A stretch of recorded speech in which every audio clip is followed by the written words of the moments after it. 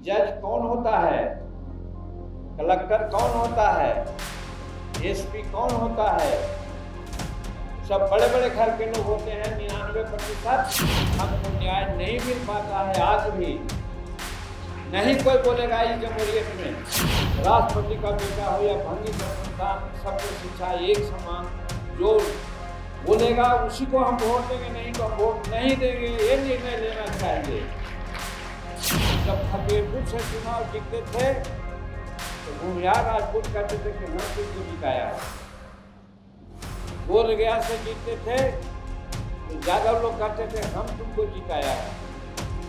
मखदूमपुर से जीते तो भूमिहार राजपूत कहे कि हम तुमको जिताया है।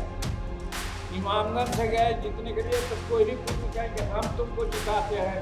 हर जन गया भाड़ में, लेकिन मुद्दा की राजनीति नहीं कर रहे हो संतोष, बेटा हो हम तुमको जिताते हैं। मुद्दा की राजनीति नहीं कर रहे हो। ये चारों पद पर 80% लोग वैसे हैं जिनकी जनसंख्या 10% और जिसकी जनसंख्या 70-80% है उसके बच्चे किरानी क्लर्क और ये सब में होकर के अपना रह जाते हैं। इसका एक ही कारण है कि हमको शिक्षा का समान अवसर नहीं दिया गया। एक आदमी कह रहे हैं मेरे रहते रिजर्वेशन और संविधान को कोई नहीं हटा सकता है जब तक मैं बच्चों का तब नाखून टुका दो, शहीद होना चाहते हैं कुछ लोग। बताइए, हम तो कहते हैं जब तक नरेंद्र मोदी जी वहाँ हैं, जब तक यहाँ पर हमारे सम्राट चौधरी हैं, आरक्षण और संविधान को कोई नहीं तोड़ सकता, हटा सकता। मैं ये कहना चाहता हूँ, मेरे जीतन मांझी को कोई लोग नहीं पहचान रहा है। जीतन मांझी को 11% वोट ठोका हुआ है और सही कहते हैं कि 11% वोट है, लेकिन महिला चूड़ी पहनती है, लेकिन कुछ झनझनाती है और कुछ चुपचाप रखे रहती है। तो चूड़िया पहनो, झनझनाओ, तो ये लोग समझेगा तुमको, तभी तुमको सीख देगा। जीतन मांझी कोई तरह से पढ़ लिख गया, मार खा के पिटा करके पिताजी को डंडा लगा था, लेकिन तो भी कहे कि नाम पढ़ेबे करेंगे। अब हम पढ़ा दिया संतोष कुमार सुमन को डॉन बास्को में। आज पढ़ करके अंग्रेजी जितना बढ़िया बोलते हैं उतना अंग्रेजी हम नहीं बोलेंगे।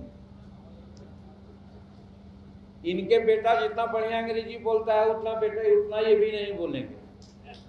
कहने का मेरा मतलब कि हम लोग साधन संपन्न होकर के बच्चों को लगती कितना है, कितने लोग 100 में 99 वैसे ही हैं जो किसी तरह से दस्तखत करते हैं। तो हमारी नीति यही होनी चाहिए गरीबों के लिए। इसमें न शेड्यूल कास्ट का मामला है, न शेड्यूल ट्राइब का मामला है, और न एक्वर्ड और बैकवर्ड का मामला है, न मुसलमान का है, न सिख है, ईसाई का। सबके लिए समान है। अगर सब एक तरह से हम लोग पढ़ लेंगे तो आज जज, कलेक्टर, एसपी, बड़े बड़े पदाधिकारी जहां हमको न्याय नहीं मिलता है, शायद पत्रकार लोग जरूर कह देंगे कि जीतन मांझी उठपटांग बात बोल दिया। इसलिए जज कौन होता है, कलेक्टर कौन होता है, एसपी कौन होता है, सब बड़े बड़े घर के लोग होते हैं 99%, और वो बड़े घर की बात बोलते हैं। 1% जो हमारा होते हैं वही हमारी बात बोलते हैं। इसीलिए हमको न्याय नहीं मिल पाता है आज भी। नहीं कोई बोलेगा इस जमहूरियत में, लेकिन जीतन मांझी दिल खोल के कहता है कि हमको आज न्याय नहीं मिलता है। इसलिए मेरे भाइयों बहनों, अगर हिंदुस्तानी अवाम मोर्चा सेकुलर को जन क्रांति का दल बनाना है तो इसके लिए अभियान छेड़े कि कॉमन स्कूलिंग सिस्टम होनी चाहिए। राष्ट्रपति का बेटा हो या भंगी का संतान, सबको शिक्षा एक समान। जो बोलेगा उसी को हम वोट देंगे, नहीं तो हम वोट नहीं देंगे, ये निर्णय लेना चाहिए। तब ये बातें हो सकती है। कोई बोल रहा है, मैं नहीं समझता हूं कि इतना होने के बाद भी हमारे दल के लोग कोई नहीं बोलता है। अगर बोलता है तो बड़ी अच्छी बात है, लेकिन नहीं कोई बोल रहा है, तो संगठित होकर क्या कीजिएगा? बेल तोड़िएगा? क्या कीजिएगा? संगठित होकर के यही कीजिए कि मांग कीजिए कि कॉमन स्कूलिंग सिस्टम दीजिए हमको। 79 ईयर्स हो गया और आज तक नहीं मिला है, और यही कारण है। एक डाटा मैं देता हूं, आप लोग आश्चर्यचकित होइएगा। भारत की साक्षरता दर है 80%, बिहार की साक्षरता दर लगभग 78% है। लेकिन सुनिएगा, अनुसूचित जाति जिसको हरिजन कहते हैं, उसकी साक्षरता दर 32% है। इस लगभग 80 वर्ष के आज़ादी के बाद हमारी यदि यही हालत रह गई तो कब हम 100% में आवेंगे, 80% में आवेंगे? ये सोचने का विषय है। अगर जिस दिन इस बात को लेकर के गांव-गांव हम घूम जाएंगे तो हर समाज के लोग हमारे साथ होगा। हिंदुस्तानी अवाम मोर्चा सेकुलर के सब साथ हो जाएगा। ये मुद्दा लेके चलिए, ज्यादा नहीं बोलेंगे। दूसरी मुद्दा एक और है कि आज हम लोग कहते हैं वयस्क मताधिकार हो गया, 18 वर्ष के लोग सब लोग हम लोग वोट देते हैं। बहुत बढ़िया इंडियन डेमोक्रेसी है। पूना पैक्ट 1932 का याद आप लोग कीजिए, पढ़िएगा। हमारे पार्टी का लोग कोई नहीं बोलता है, दुख है हमको इस बात की। पूना पैक्ट 1932 में हुआ था, प्रस्ताव आया था कि शेड्यूल कास्ट के लिए, शेड्यूल ट्राइब्स के लिए सेपरेट इलेक्टोरल होना चाहिए। और आज तो घालमेल हो गया, आज रिजर्व हो गया सीट। लेकिन वहाँ बाबू साहब भी वोट देते हैं, यादव जी भी वोट देते हैं, पंडित जी भी वोट देते हैं, सब कुछ देते हैं। और हमारा लोग तो वोट देवे करता है, लेकिन कम्मा घड़ी हमारा आदमी तो रहो करता है, काम करता है, कम्मा लेता है, वही बड़े बड़े लोग ले लेता है। हमारा गरीब छूट जाता है, नहीं होता है मेरा काम। इसलिए अंबेडकर साहब ने कहा था उस महामना ने कि सेपरेट इलेक्टोरल दीजिए। मैं आज खुल करके कहता हूं कि हमारे राष्ट्रपिता महात्मा गांधी जी सेपरेट इलेक्टोरल नहीं हो, इसके लिए वो अनशन पर बैठ गए। जब 15वां दिन अनशन हो गया उनका, तो नाम लेंगे तो बड़ा फर्क पड़ जाएगा। लेकिन बड़े बड़े नेता तत्कालीन जो राष्ट्राध्यक्ष हुए और क्या क्या हुए, बोले अंबेडकर अगर ये बूढ़ा मर जाएगा ना तो समूचे हिंदुस्तान के दलित को लोग जला देगा, इसलिए पूना पैक्ट पर दस्तखत करो। क्या करते अकेला अंबेडकर साहब सामने हैं। इन्होंने अपने बायोग्राफी में लिखा है कि जब पूना पैक्ट पर मैं दस्तखत कर रहा था तब मेरे आंख से आंसू गिर रहे थे। आज वही आंसू हमारे लिए विष बन रहा है कि अरे हम अपना अनुभव करते भैया, 8 बार विधानसभा का चुनाव हम जीते हैं। जब फतेहपुर से चुनाव जीतते थे तो भूमिहार राजपूत कहते थे कि हम तुमको जिताया है। बोधगया से जीतते थे तो यादव लोग कहते थे हम तुमको जिताया है। मखदूमपुर से जीते तो भूमिहार राजपूत कहे कि हम तुमको जिताया है।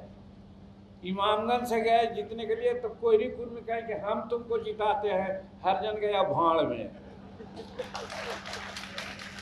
उन लोगों का वोट का कोई महत्व नहीं। इसीलिए अम्बेडकर साहब ने कहा था कि सेपरेट इलेक्टोरल दोगे, जैसे एमएलसी है सिन्हा साहब देख रहे हैं, ग्रेजुएट कंस्टिट्यूएंसी होता है एमएलसी का, तो ग्रेजुएट ही कैंडिडेट होता है और ग्रेजुएट ही वोटर होता है। और उनको एमएलए में भी अलग वोटर लिस्ट बनता है उनके लिए। और ग्रेजुएट के साथ साथ टीचर भी होते हैं, टीचर ये लोग भी हैं। ये लड़ेंगे एमएलसी के लिए, इनको टीचर ही वोट देगा। तो क्या गलत बाबा भीमराव अम्बेडकर ने कहा था कि शेड्यूल कास्ट के लिए अलग होगा, शेड्यूल कास्ट का वोट शेड्यूल कास्ट के ही देगा। अगर होता तो हम बाएं दाएं नहीं देखते, हम सीधे शेड्यूल कास्ट का काम करते। आज यही कारण है कि हम आज काम से एकदम च्युत हैं, वंचित हैं। आज आवास नहीं है, शिक्षा नहीं है, गली नहीं है, सब जगह भिखमंगा के रूप में हम लोग चल रहे हैं। तो हम तो यही कहते हैं कि चंद्रमा पर हम जा रहे हैं,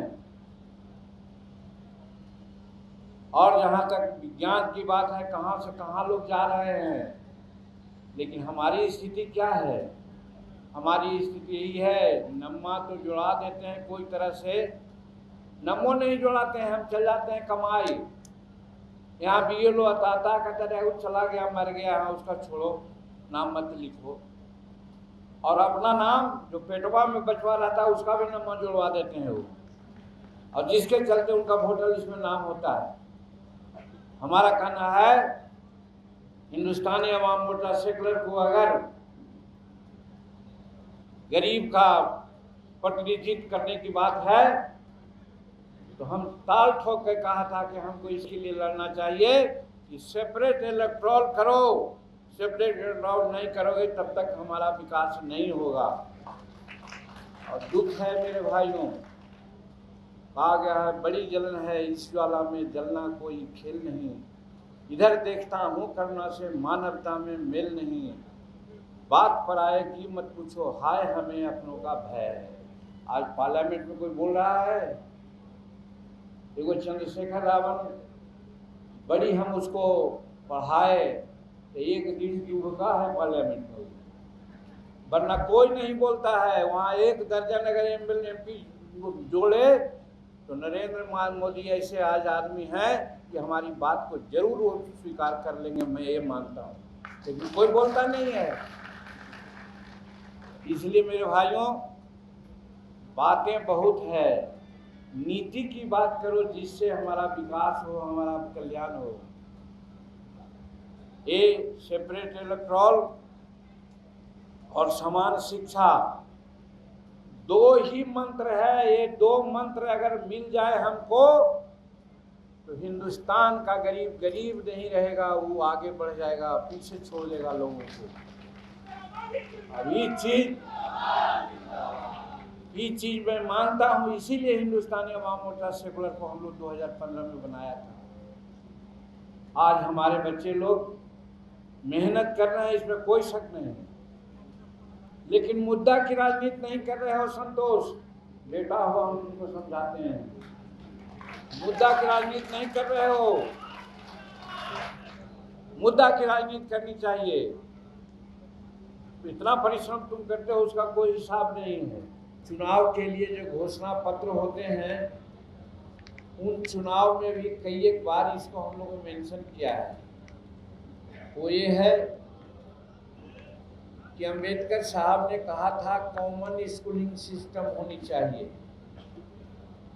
आगे जाके मान्यवर कांशी राम जी ने कहा था कि राष्ट्रपति का बेटा हो या भंगी का संतान, सबको शिक्षा एक समान। अभी कुछ लोग कह रहे हैं कि अंबेडकर साहब ने कब मंत्र दिया है शिक्षित बनो, तो उन्होंने शिक्षित बनने का एक तरीका भी बतलाया। आज दोगली नीति है शिक्षा की कि हमारे ऐसा सक्षम आदमी अपने बेटा और पोता को 20 लाख, 25 लाख, 15 लाख सालाना देकर के हम पढ़ाते हैं, लेकिन कितने समाज में लोग सक्षम हैं जिस किसी भी जात का कि जो 15 लाख और 20 लाख रुपया सालाना देकर के पढ़ाता है? 10-20%। बाकी 80% का क्या हाल है? और यही कारण आज है मेरे मित्रों, जिसको समझने की जरूरत है कि चाहे कलेक्टर बने, जज बने, इंजीनियर बने, प्रोफेसर बने, तो मैं तो कहता हूं कि आयोग बने इस पर और जांच हो ये चार बड़े बड़े पद पर कौन लोग आज हैं? मैं कहना चाहता हूं, ये चारों पद पर 80% लोग वैसे हैं जिनकी जनसंख्या 10% है, और जिसकी जनसंख्या 70-80% है उसके बच्चे किरानी, क्लर्क और ये सब में होकर के अपना रह जाते हैं। इसका एक ही कारण है कि हमको शिक्षा का समान अवसर नहीं दिया गया। दूसरे देशों में है, फ्रांस में है, कनाडा में है, चीन में है, जापान में है, और इसीलिए बाबा भीमराव अंबेडकर ने कहा था कि कॉमन स्कूलिंग सिस्टम लागू करो। अब आज 78 वर्ष से ज्यादा 79 ईयर्स हम लोग आजादी के हो गए मेरे भाइयों बहनों बच्चों। इस संबंध में कोई नहीं बोलता है। बड़े लोग क्यों बोलेंगे? अखबार वाले लोग जो मठाधीश बने हुए हैं, संपादक लोग क्यों बोलेंगे?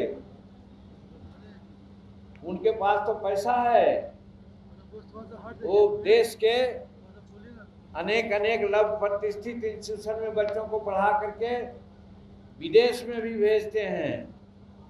लेकिन हमारे गरीब के बच्चे प्राथमिक विद्यालय में पढ़ने जाते हैं जहां मास्टर नहीं पढ़ाते हैं। ये नहीं कोई बोलेगा। जीतन मांझी बोलता है पागल हो गया है, क्योंकि वोट की राजनीति है। वो मास्टर जो नहीं पढ़ाते हैं 60,000, 70,000 और लाख रुपया जो वेतन लेते हैं, वो 12 बजे स्कूल में जाते हैं और 3 बजे स्कूल छोड़ देते हैं। ये कहते हैं कि यहाँ पढ़ने वाला सब गरीब का बच्चा है, पढ़े चाहे मत पढ़े। ये भावना से ग्रसित होकर के हमारे गरीब के बच्चों को नहीं पढ़ाते हैं। मुद्दा की राजनीति करो, यही 2 मुद्दा ले चलो ना। 5 साल के अंतर्गत हम लोग एकदम शीर्ष पर आ जाएंगे, मेरी भविष्यवाणी है ये, मेरी भविष्यवाणी है।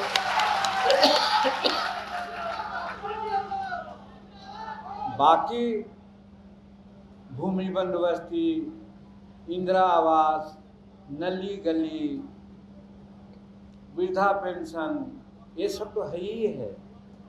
जब सत्य मेरे हाथ में आ जाएगा तो ये सब क्यों नहीं होगा। इसीलिए ये 2 प्रमुख चीज है, और दोनों बाबा भीमराव अंबेडकर जिनको हम लोग आज पूजते हैं, बेकार में फोटो लगा के हम लोग मालार्पण कर रहे हैं। इनकी एक बात तो हम लोग माने, जय भीम लोग कहता है, जय भीम कहते हैं तो कहाँ बात करते हो। यहाँ पर तनिष्क आगे हम बढ़ेंगे, बात करते हैं तो थोड़ा दिमाग आ जाए। 2 बात तो हमने कह दिया, ये सरकार की है। सरकार को ऐसा चाहिए था कॉमन स्कूलिंग सिस्टम और सेपरेट इलेक्टोरल, तब हमारा विकास होता। लेकिन समाज को भी करने के लिए इन्होंने बताया था, उन्होंने बताया था क्या 1956 में कहा था कि मैं जिस धर्म में जन्मा हूं मेरा बस नहीं था, उस धर्म में मैं नहीं मरूंगा। इसीलिए 1956 में उन्होंने बुद्धिज्म को अपनाया था, जहां जाति पाति नहीं है। हम तो आह्वान करते हैं कि हमारे शेड्यूल कास्ट के लोगों को, गरीब के लोगों को तो बुद्धिस्ट हो जाना चाहिए, जहां जाति पाति का मामला नहीं हो, तब हम आगे बढ़ेंगे। अब कहते हैं जय भीम। काहे को जय भीम कहते हो? बेचारा मर गए, ऐसा मतलब ऐसी बातें कह करके, लेकिन खाली आज नाम हम उनका लेते हैं। अगर इन्होंने कहा था कि जब तक जाति बंधन नहीं तोड़ोगे तब तक तुम्हारा विकास नहीं होगा, इसीलिए उन्होंने जाति बंधन तोड़ने के नाम पर उस समय बुद्धिज्म में अपनाया। लेकिन आज क्या है, हम नहीं कहते हैं दूसरे जात को छोड़ो, शेड्यूल कास्ट के लोगों को कहते हैं कम से कम आपस में जो 22 जाति बिहार में हो, बेटी रोटी का संबंध करो ना। किसने तुमको रोका है? और जिस दिन तुम ऐसा करोगे बिहार का सत्ता तुम्हारे हाथ में रहेगा, ये मैं कहना चाहता हूँ। लेकिन कहने का मेरा मतलब है मुद्दा की लड़ाई लड़ो। अब घर नहीं मिला है, पेंशन नहीं मिला है, छात्रवृत्ति नहीं मिली है, ये तो होते ही रहेगा। तो मोटा मोटी मुझे यही करना है कि पार्टी का थिंग, पार्टी का विचार को इधर के ले चलो, बात करो, और ऐसा करोगे तो अच्छा रहेगा। लेकिन हाल में संतोष को विचार करो, कैसे कैसे लोग हैं राजनीति लाभ लेने का। एक आदमी कह रहे हैं मेरे रहते रिजर्वेशन और संविधान को कोई नहीं हटा सकता है, जब तक मैं बचूंगा तब तक। नाखून टूंगा के शहीद होना चाहते हैं कुछ लोग। बताइए, हम तो कहते हैं जब तक नरेंद्र मोदी जी वहाँ हैं, जब तक यहाँ पर हमारे सम्राट चौधरी हैं, आरक्षण और संविधान को कोई नहीं तोड़ सकता, हटा सकता। मैं ये कहना चाहता हूँ। लेकिन एक आदमी अपने को कहता है कि हमारे रहते कोई कुछ नहीं करे। कौन हो तुम जी? क्या तुम्हारी बखत है? लेकिन भरे हम बोलते, अरे संतोष तुम भी बोलो। मुंह बंद रखने से नहीं होता है। तो इसीलिए कह रहे हैं कि भाई ऐसा ऐसा बोल करके लोग यहाँ पर, जो दिखता है भैया वही बिकता है। देखो, झूठो मूठो चमका करके ले लिया सीट, उतना आज बड़का हो गया है। तुमको क्या मिला? झुनझुना पकड़ा दिएगा 6 सीट। कैसे काम चलेगा? कैसे गरीबों को तू आगे बढ़ाओगे? इसलिए तुम्हारा यहाँ जनसंख्या, लालू यादव ऐसा लोग कहते हैं। हम तो भाई उनके विरोधी हैं, लेकिन जानते हैं लालू यादव क्या कहते हैं। कह रहे जीतन मांझी को कोई लोग नहीं पहचान रहा है। जीतन मांझी को 11% वोट ठोका हुआ है, और सही कहते हैं कि 11% वोट है। लेकिन महिला चूड़ी पहनती है, लेकिन कोई झंझनाती है और कोई चुपचाप रखे रहती है। तो चूड़िया पहनो, झंझनाओ, तब तो ये लोग समझेगा तुमको, तभी तुमको सीट देगा। इसीलिए मेरा कहना है कि अपनी बात को रखो, और बात रखने के बाद आगे बढ़ोगे, हमारी पार्टी आगे बढ़ेगी, हम समाज में स्थान बना पाएंगे। और इतना साफ नियत से बहुत कम पार्टी के लोग हैं। और आज एक राजनीति बात कहते हम नहीं, हम मानेंगे। आज बिहार में बड़ी तीक्ष्ण राजनीति चल रही है। सम्राट चौधरी किसी के आंख के कांटा के रूप में बने हुए हैं। सम्राट चौधरी जब पुलिस की कार्रवाई करते हैं, विकास की कार्रवाई करते हैं, अनवरत प्रयास कर रहे हैं, रात दिन एक कर रहे हैं, लोगों को नहीं पच रहा है। इसलिए हिंदुस्तानी अवाम मोर्चा सेकुलर का फर्ज बनता है कि सम्राट चौधरी के हर काम को जैसे है तैसे है सब समर्थन करना चाहिए, ताकि वो बने रहे। ये मैं आप लोगों को कहना चाहता हूँ। और बहुत नहीं कहेंगे, ज़्यादा कहेंगे तो शायद अपच भी हो जाएगा। इसलिए हम इतना ही कह के अपनी बात समाप्त करते हैं, और आशा रखते हैं कि आप लोग आगे जरूर आगे बढ़ेंगे, काम करेंगे। बहुत बहुत धन्यवाद।